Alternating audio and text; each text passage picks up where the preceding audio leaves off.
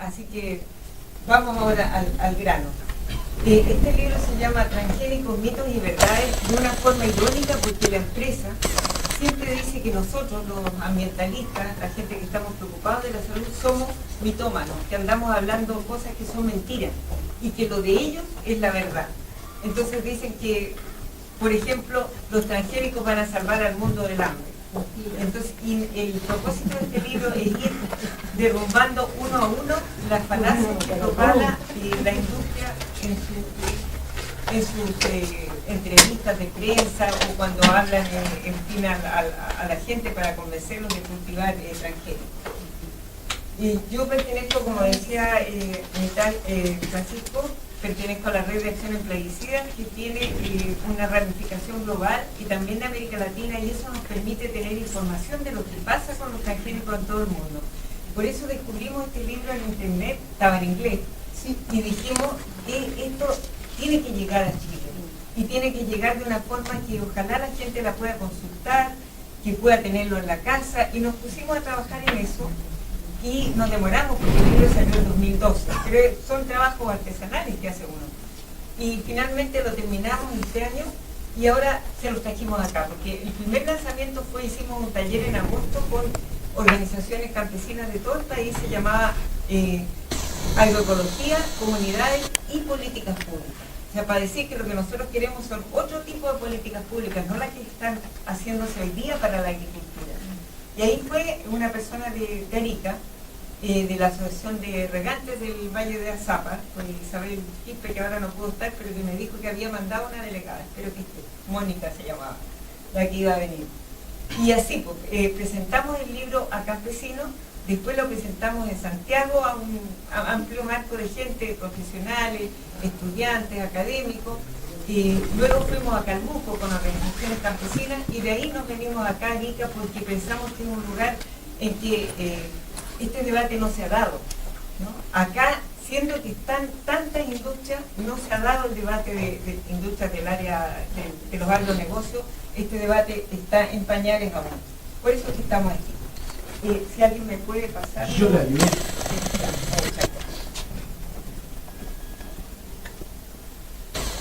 Los autores del libro son dos científicos, uno es un médico inglés, el que está a la izquierda se llama Michael Anthony, él trabaja en la Escuela de Londres de Medicina, la Escuela del Rey de Londres, ¿no?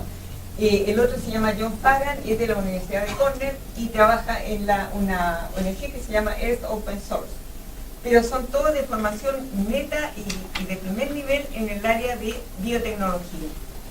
Y Claire Robinson, la tercera autora, es editora de GM Watch, Observatorio Transgénico, y ella es la que se preocupa, digamos, de lo que es la divulgación de los temas científicos para que el grueso público pueda entender de qué se trata y no se quede la discusión a nivel académico. Adelante. Bueno, en el prólogo del libro, el libro, como a ustedes les explicaba, fue escrito afuera. Entonces el libro no trata de Chile, nosotros hicimos un prólogo como Rapal con lo que pasa en Chile.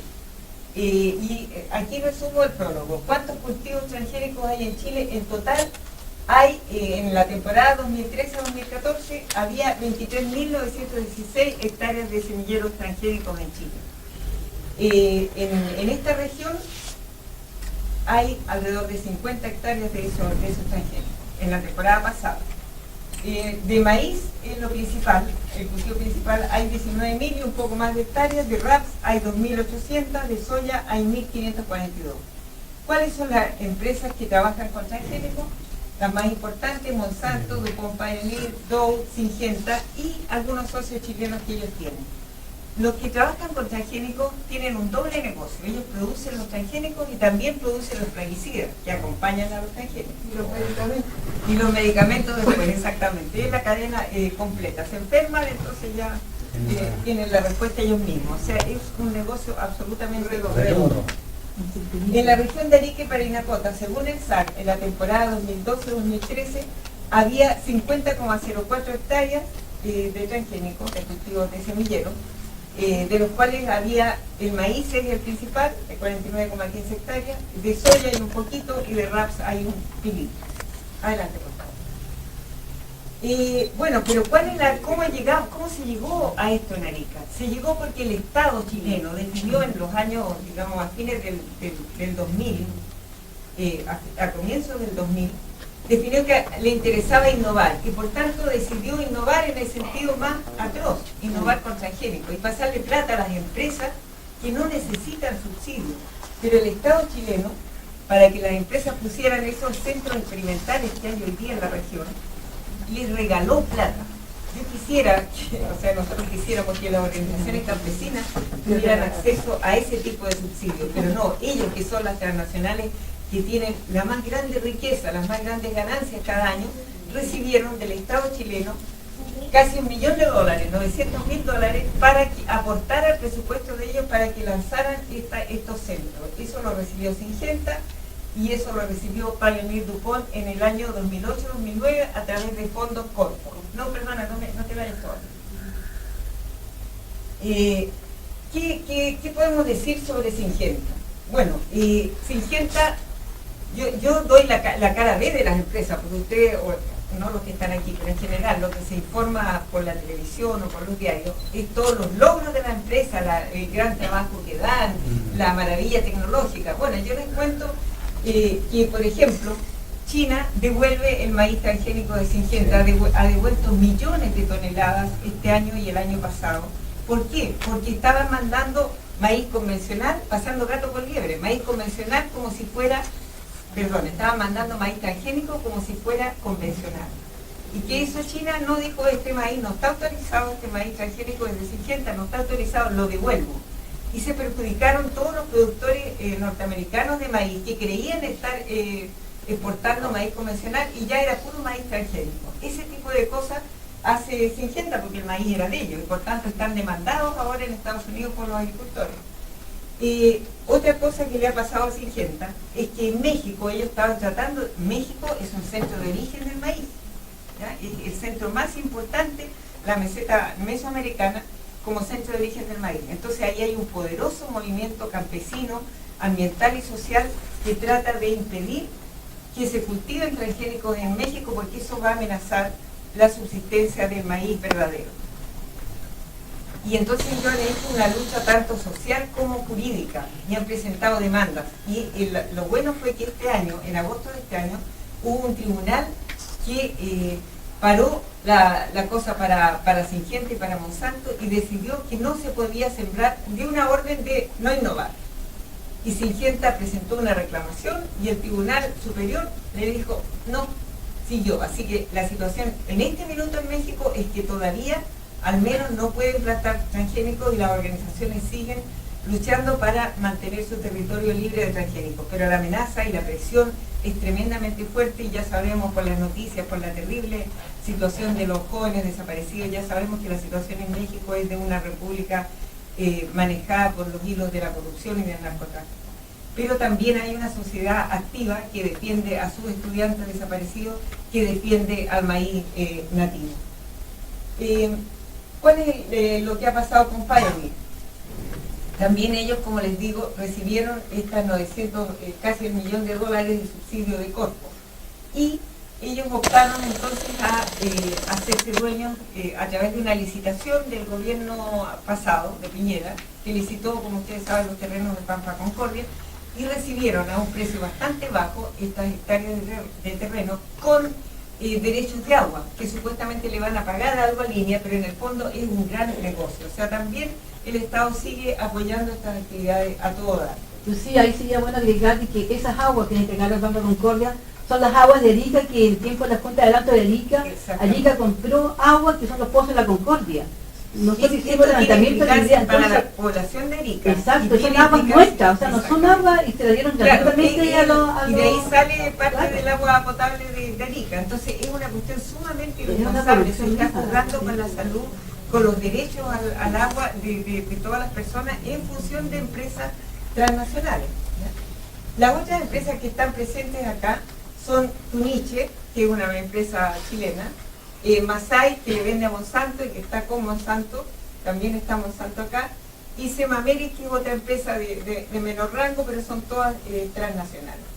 Y ha habido una cierta reacción, también ha habido marchas en que ha habido carteles contra los transgénicos, pero en general el cuadro no es de mucha alerta, diría yo, en la región por el tema de los transgénicos. Repasemos un poco de dónde viene el maíz como lo conocemos hoy. Bueno, el maíz viene del trabajo que generaciones, milenios de campesinos, de indígenas, desde el comienzo de la agricultura han realizado para convertir lo que era la planta original, el teocintlus, que sería el ancestro común en todo el territorio mesoamericano. Ese es el origen del maíz, el cuidado, el amor de las mujeres indígenas, de los campesinos indígenas, transformó esa planta un poco raquítica, ese fruto no tan atrayente, lo transforma en lo que tenemos hoy, que es este espléndido maíz. Entonces, ellos son, los pueblos indígenas, son los primeros obtentores, son los primeros mejoradores, y lo han hecho en un trabajo de siglos y siglos, y ese trabajo no está siendo reconocido. O sea, hoy día lo único que se reconoce es lo que se hace en el laboratorio. Y lo demás se creen con derecho de apropiarse de lo que han hecho las generaciones anteriores. Se dice entonces, los que verdaderamente entienden de estas cosas, se dice que el invento del maíz es una proeza sin comparación de las culturas indígenas en el mundo. Y hay una petición entablada a UNESCO para que declare al maíz como patrimonio cultural de la humanidad. Eso es parte del discurso, digamos, de los mexicanos al defender su maíz. Adelante. Bueno, pero no solo México, digamos, está interesado en mantener como reservorio y como patrimonio el maíz, también lo está Guatemala. En Guatemala, por ejemplo, hubo una reacción tremenda cuando se supo que venía la privatización de la semilla y se aprobó la ley Monsanto. El pueblo guatemalteco campesino, que es mayoría ya, sobre más del 50% de la población es campesina, hicieron tal movilización de tomarse carreteras, de salir a las calles, etcétera, que el Congreso guatemalteco tuvo que derogar la llamada ley Monsanto. Allá también le pusieron ley Monsanto y salvaron su maíz, por lo menos temporalmente, ¿ya? Y acá en Chile también, así como las hay en Guatemala, raíces, quiero decir, razas nativas de maíz, también hay acá en Chile razas que se consideran nativas porque han sido mejoradas por los antepasados indígenas, los ancestros, y por tanto están aclimatadas y son propias de la zona. Están adaptadas a la sequía y la salinidad, y se han encontrado en momias que tienen más de 800 años de antigüedad.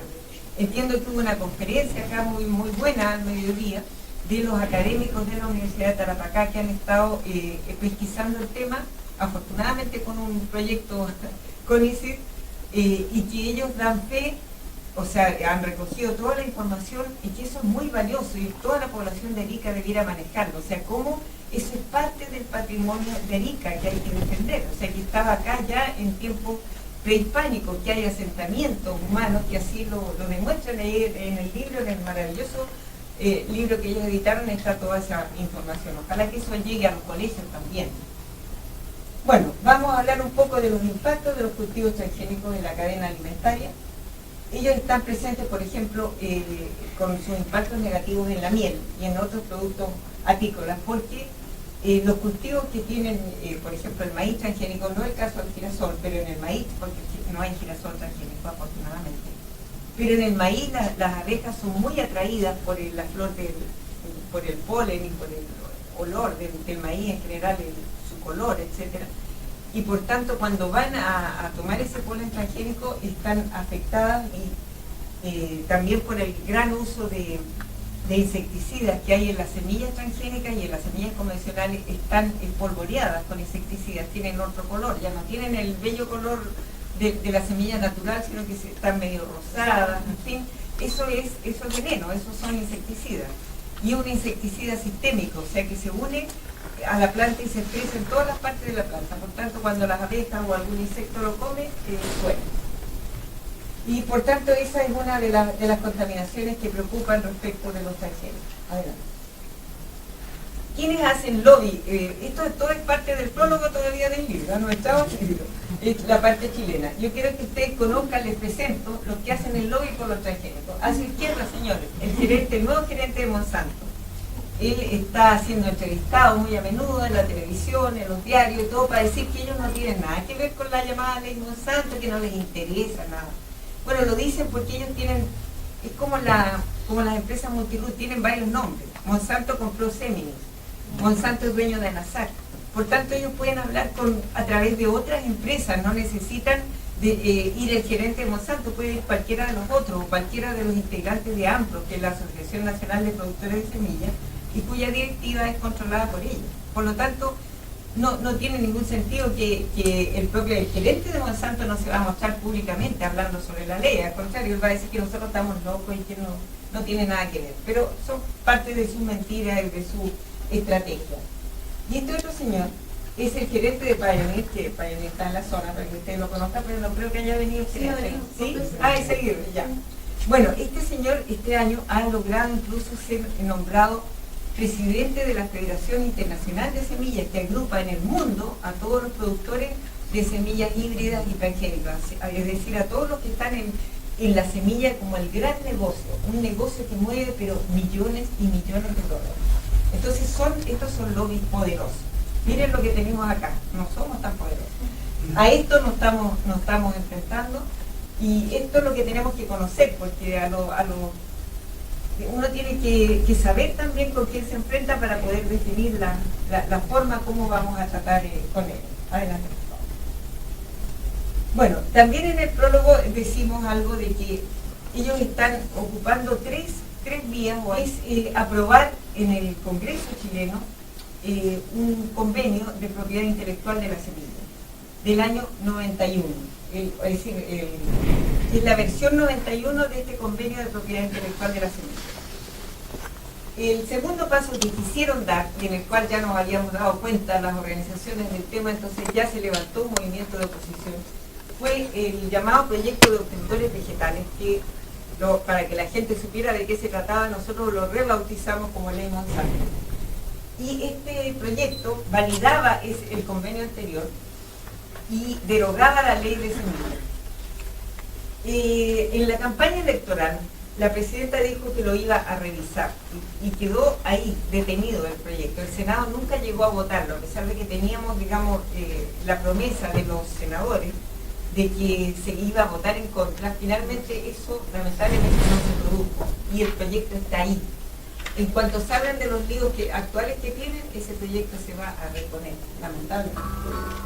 Y el tercer proyecto, que quiere la legalización de los transgénicos, es un proyecto que ellos llaman de bioseguridad, pero de seguridad no tiene nada. Es el proyecto que permitiría impulsar, o sea, legalizar los cultivos transgénicos. ¿Qué pasó? Se cayó.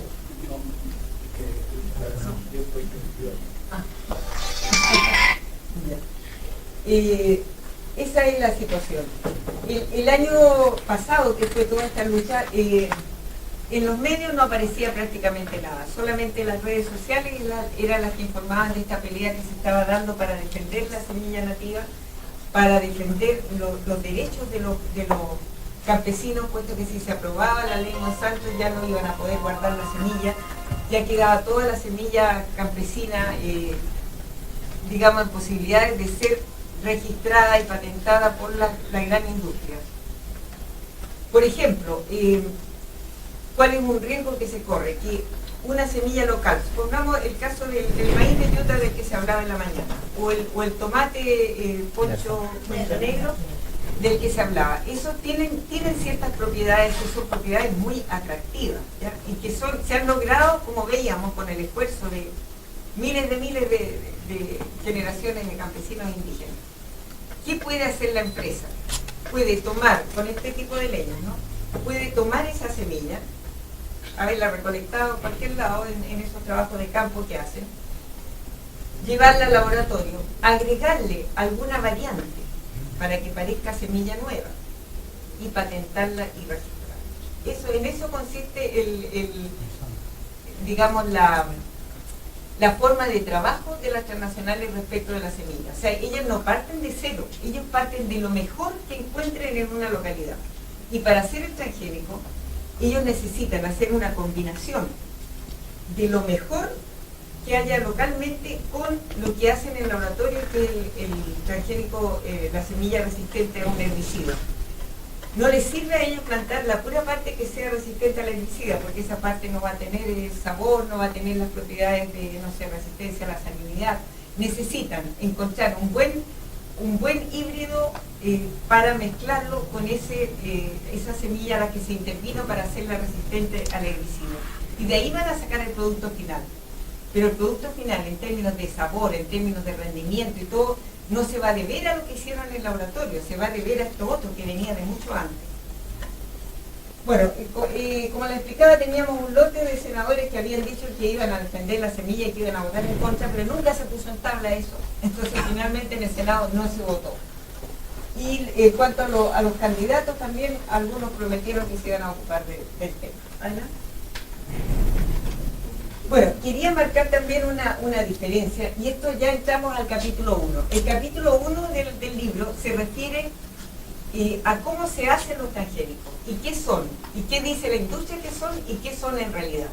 La industria en su propaganda, yo he visto unos folletitos muy bonitos que hace Monsanto, que dice, pero si esto se ha hecho toda la vida, ¿por qué alegan tanto? Esto viene desde el principio de la humanidad, la selección de la semilla, etc. Como si lo que hacen ellos en el laboratorio fuera lo mismo que lo que hacían las abuelas y los tátaras abuelos. Y entonces hay que distinguir entre, porque biotecnología es todo, ¿no? Biotecnología también es hacer compost. Biotecnología, si descomponemos la palabra, es tecnología de la vida. Bio es vida. Por tanto, si nosotros hacemos una selección de semillas y las cruzamos, eso es biotecnología. Pero eso no es transgénico. La transgenia está definida a nivel de Naciones Unidas por otra definición, ya cuando hay un proceso que solamente se puede hacer en laboratorio y en el cual los resultados son determinados, no tienen los niveles de exactitud que dice la empresa, pueden llegar a ser incluso toscos e imprecisos, y se altera la estructura genética. Se diferencia entonces, hay una diferencia muy grande entre lo que es un proceso de selección, que es el que se ha hecho siempre, de generación tras generación, y el proceso que se hace en un laboratorio. Ahora los híbridos en tiempos modernos también se hacen como monocultivos. También hay la biotecnología modernizada, los hace como monocultivos industriales, etc., y los registra, ¿ya?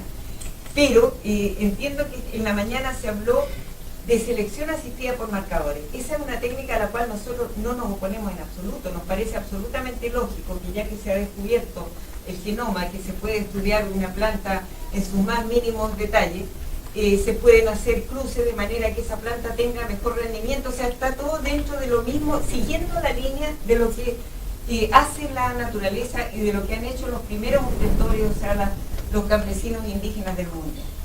En ese sentido, ese es un trabajo que hay que alentar, y nosotros nos alegramos mucho de que haya académicos acá que estén haciendo aquello. Solamente esperamos que no lo hagan en beneficio de la industria. O sea, que esa selección asistida por marcadores, ese maíz que saquen, finalmente no sea como ha ocurrido en algunas universidades. Como el investigador de la universidad no tiene plata para ir y registrar aquello, le puede vender el producto de su investigación a la empresa. Y la empresa, el camino que siguen en ese caso es que el investigador descubrió algo súper fantástico, en este sentido de selección asistida por marcadores, pero viene una empresa grande, le compra esa investigación y finalmente quien patenta ese descubrimiento es una transnacional. Y por lo tanto después lo puede convertir en un transgénico, agregándole otra cosa. Eso es lo que nosotros tenemos que tratar de evitar y valorizar entonces lo local, el maíz de yute y todo, para que no pueda, ojalá que se mantenga, que haya apoyo público para ese tipo de proyectos, que los agricultores logren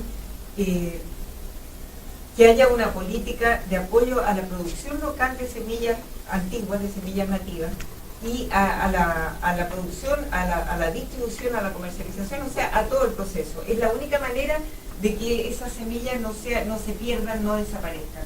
Porque si solamente se guardan y solamente están en un laboratorio, en definitiva eso no va a servir. La única manera es que se vuelva a producir con ese tipo de semillas. Vamos a ir a la definición de la semilla transgénica. Como lo explica el capítulo 1, Es una semilla a la cual en un laboratorio se le insertan uno o más genes por año. La semilla tiene una membrana de protección sumamente poderosa. Para poder atravesar esa membrana e introducirle partes de un gen que vienen de una bacteria o de un virus, tienen que hacer una entrada con una pistola de genes o infectarla con otras bacterias. De manera que es bastante un trabajo que solamente se puede hacer en laboratorio. Bueno, otro de los mitos que aborda el libro es que es seguro, lo que dice la industria, ¿no? La industria dice, es muy seguro comer transgénicos, los estamos comiendo en todo el mundo y no pasa nada, dice. Es cuestión de ver la salud que tiene el mundo, la salud que hay en Estados Unidos, la salud que tenemos nosotros mismos. Estos son productos de supermercado, alimentos procesados que sabemos que contienen transgénicos porque sus ingredientes son de países que producen transgénicos. Adelante. Bueno, la verdad, en contra de eso que dice la industria, es que se han hecho estudios en seres humanos que consumen transgénicos y muestran serios problemas. Por ejemplo, los choclos transgénicos se prolongan en el cuerpo, la toxina que está en ese choclo transgénico aparece en el torrente sanguíneo y también aparecen residuos de los plaguicidas que se han usado en ese cultivo. Adelante. Ese es un estudio, ahí están los datos del estudio que está citado en el libro. El libro tiene la gracia en que cualquier afirmación que hace, después al final del capítulo, tú ves, están las citas y tú ves en qué estudio sale lo que el investigador está afirmando. Y este es uno de los estudios que se citó, que se llama Exposición maternal y del feto a plaguicidas asociados a alimentos genéticamente modificados en Canadá. Adelante. Bueno, en Chile lamentablemente no podemos tomar demasiadas precauciones, la gente común y corriente, la que no sabe, porque no se etiquetan los transgénicos.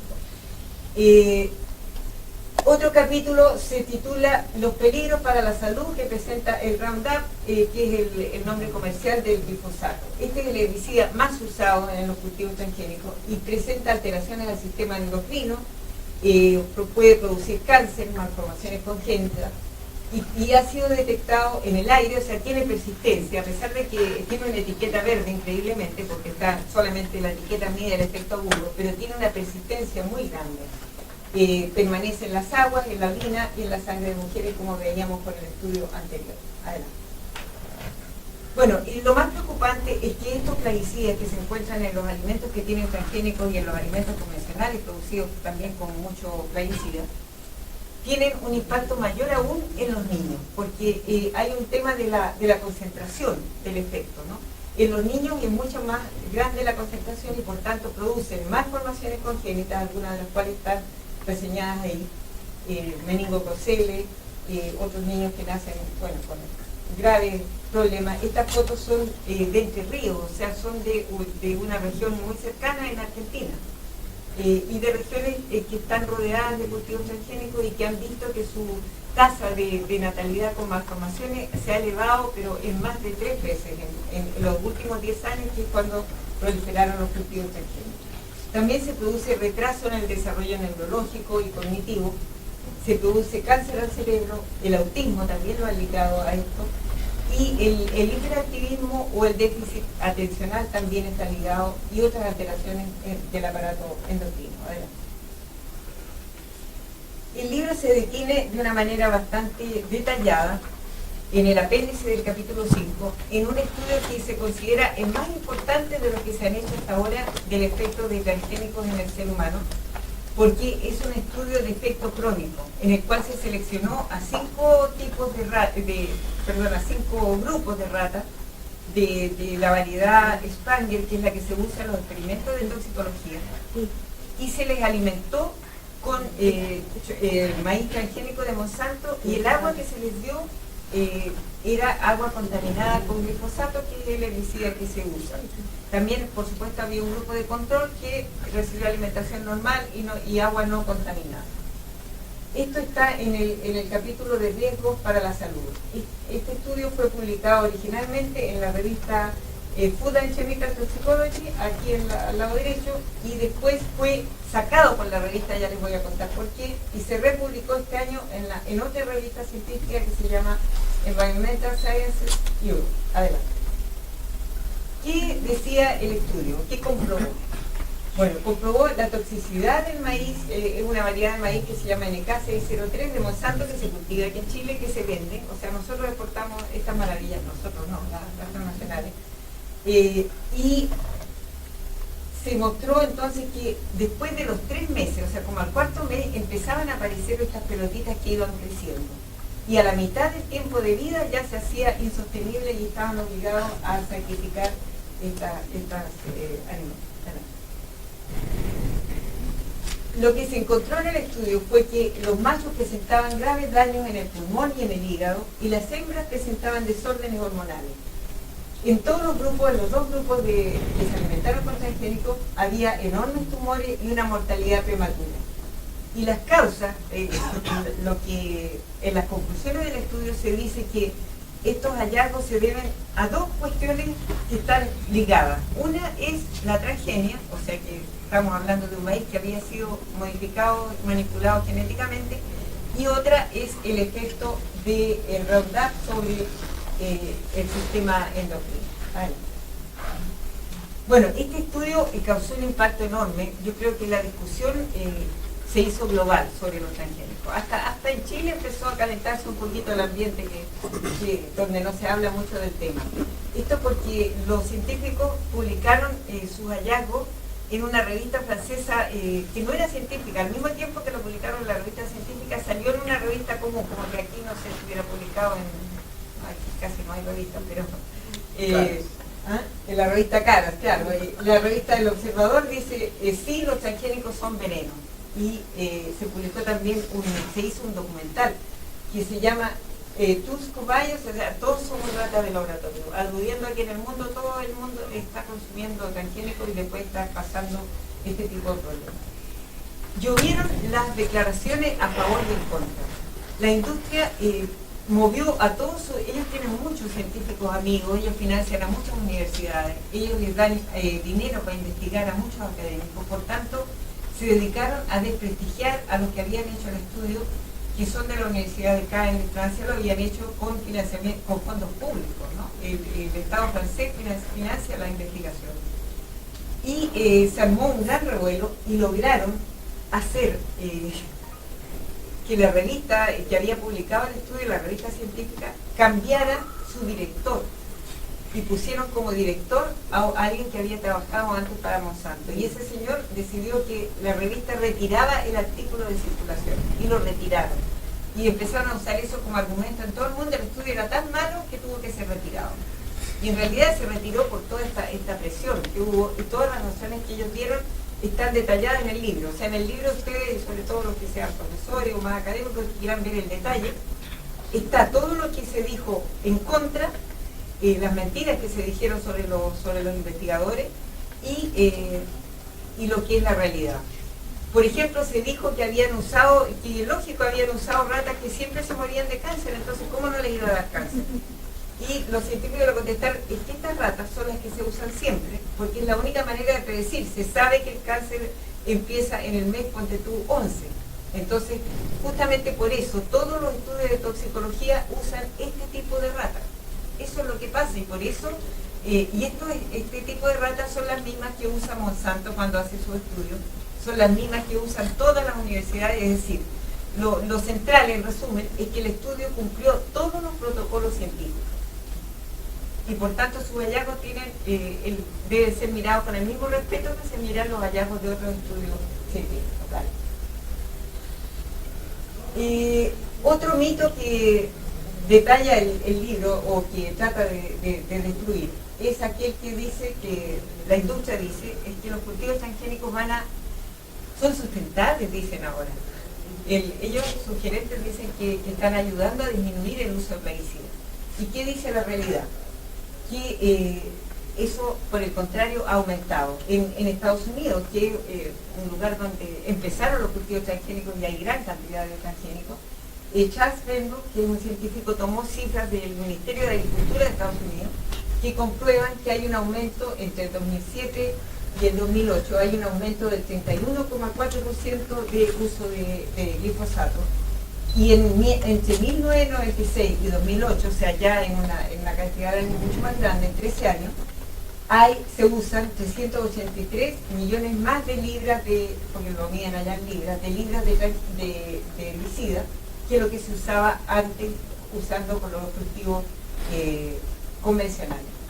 Hay que ver también lo siguiente: cuando se actúa sobre la naturaleza para suprimir malezas, la naturaleza también tiene una reacción y empiezan a crecer super malezas. O sea, si desapareció un determinado tipo de maleza y quedó un lugar vacío, ese lugar vacío va a ser ocupado por otro ser vivo, por otra maleza. O si es un insecto el que se ha tratado de aniquilar con los transgénicos BT, que son los que matan a algunos bichitos, ese bichito que ya no estaba va a ser reemplazado por otro. Y así es como han surgido lo que se llaman los super insectos, la super maleza. Y la respuesta de la industria entonces ha sido que le pongan un cóctel de plaguicida, o sea que combinen varios, y por tanto sigue aumentando el uso. Adelante. En Argentina, en los años 90, se aplicaba por una vez al año, 3 litros de glifosato por hectárea de soya. Eso era antes, cuando la soya no era transgénica. Pero a mediados de la década del 2000, ya ellos van en más de 3 aplicaciones por año con más de 12 litros por hectárea. Y además están haciendo ahora lo que llaman los transgénicos de última generación, son tolerantes a más de un herbicida. O sea, antes eran a uno solo, al Roundup, y ahora le están agregando tolerantes a el agente naranja, o sea, al 2,4-D. Es un herbicida sumamente tóxico, que produce también malformaciones congénitas. En Argentina han lanzado una variedad de soya que se llama RR2, porque antes la soya era Roundup Ready, era una resistente al puro Roundup, pero ahora la RR2 es resistente a 2 plaguicidas y a un insecto. El Pro es resistente a un insecto. Bueno, ¿quiénes ganan con los cultivos transgénicos? Gana, bueno, como veíamos los que los producen, Monsanto, DuPont, Pioneer, Syngenta, sus socios nacionales, y ellos instauran un monopolio en el negocio de la semilla y del paquete tecnológico. Y quienes pierden: la agricultura familiar campesina, los agricultores orgánicos, los agroecológicos, los apicultores, y también, por supuesto, la naturaleza, la biodiversidad, debido a los monocultivos, porque todos estos son grandes monocultivos de extensiones. Se produce erosión genética, se desaparece la semilla verdadera, y también perdemos los consumidores, o sea, la gente que tenemos que optar y que tenemos que rebuscar para poder conseguir alimentos que puedan ser consumidos sin riesgo para nuestra salud.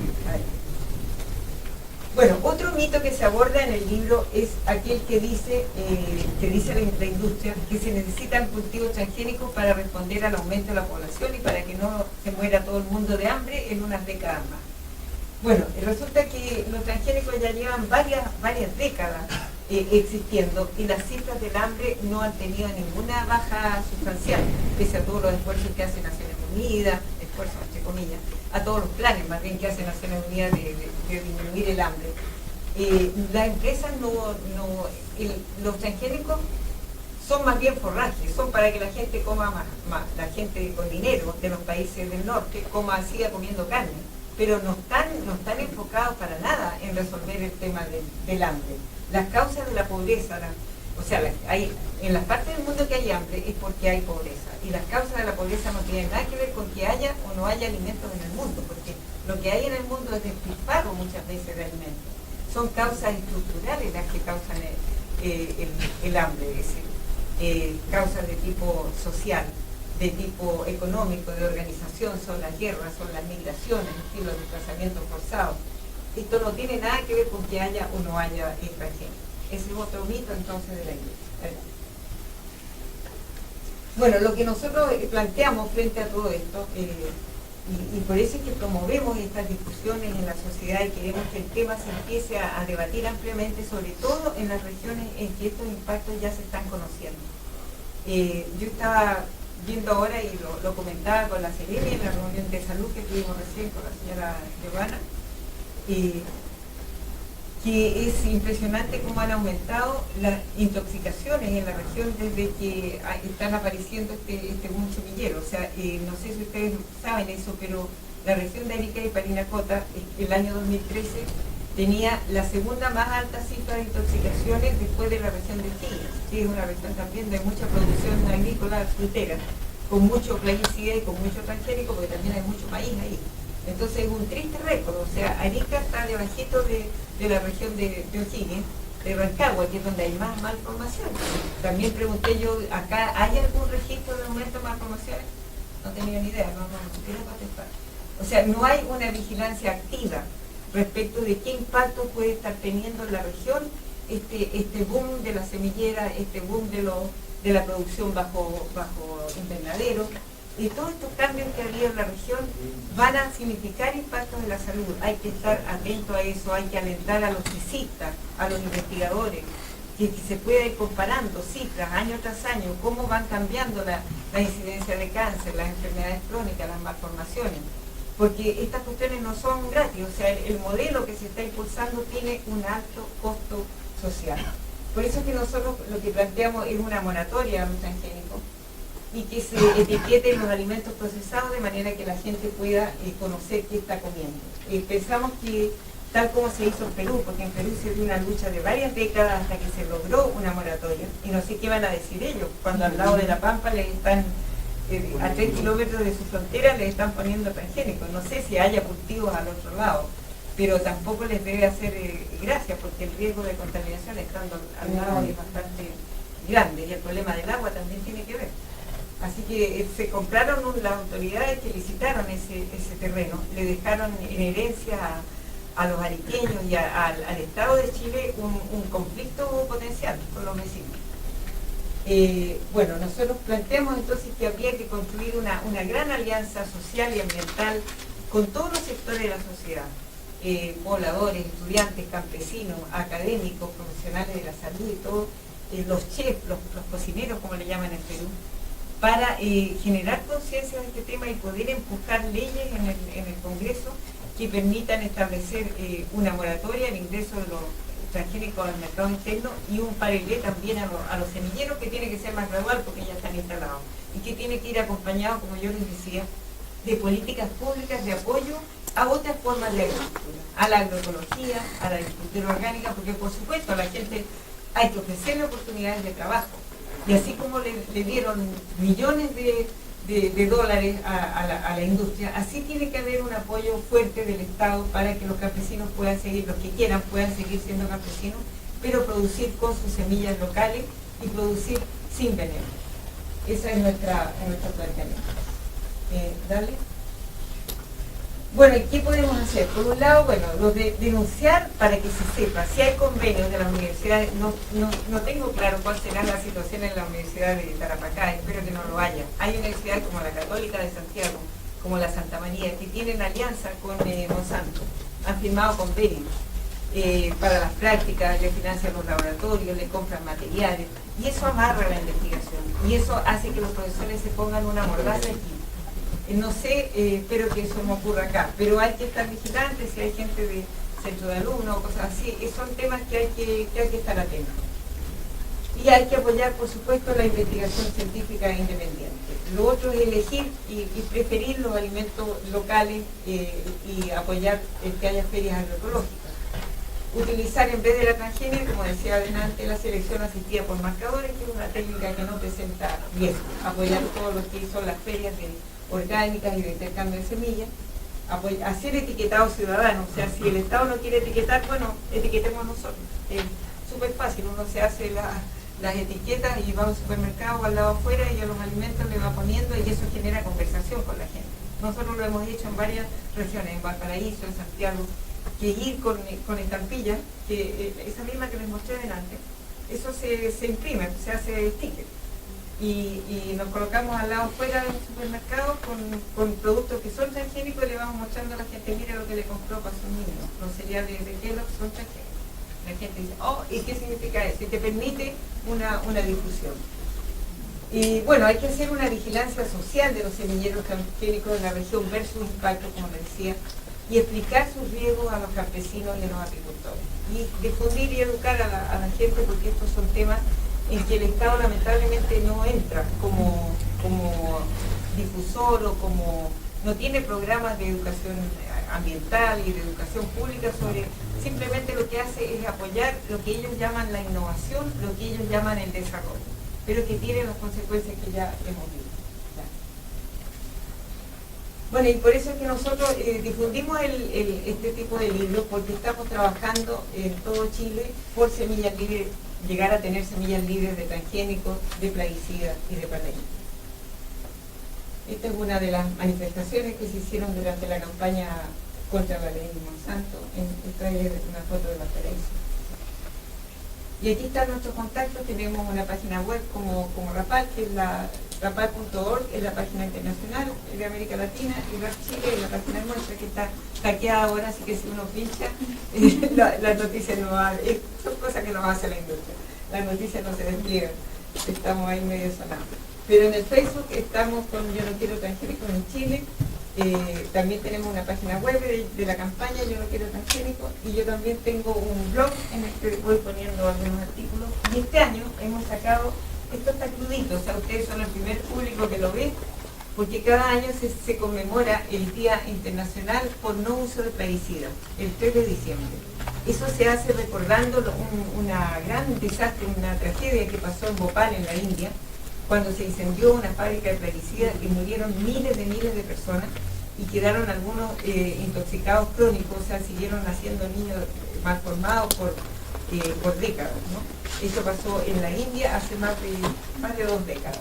De ahí viene el establecimiento de ese día, y nosotros entonces estamos pidiendo este año la prohibición, exigiendo, no fue difícil, pero demandando del Estado, de las autoridades, la prohibición de los plaguicidas más peligrosos, y lo definimos como aquellos, o sea, hay una definición oficial que se puede leer más abajito, pero en el fondo, para que todo el mundo entienda, son los que dañan y matan desde abejas hasta a seres humanos.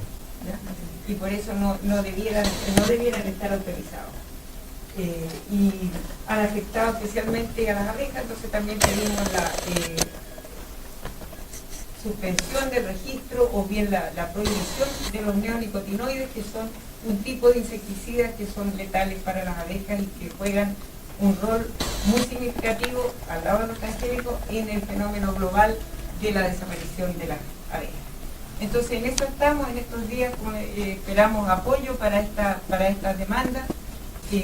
Queremos que cuando se hable del tema se pueda pensar de que es posible hacer cosas sencillas, y que sobre todo tenemos que generar debate. O sea, si de aquí no solamente habla la empresa, entonces no va a haber debate. O sea, tratemos de estar en distintos espacios donde se pueda socializar esta información. Y bueno, no sé si ahora podemos... Un aplauso para Lucía.